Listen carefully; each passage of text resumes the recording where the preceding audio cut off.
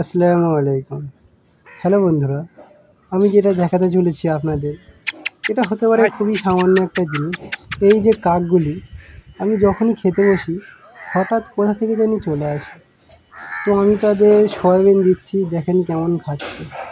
তো এটা খুবই একটা সামান্য ব্যাপার, তবে আমার কাছে খুব ভালো লেগেছে, তাই আমি আপনাদের সাথে শেয়ার করছি।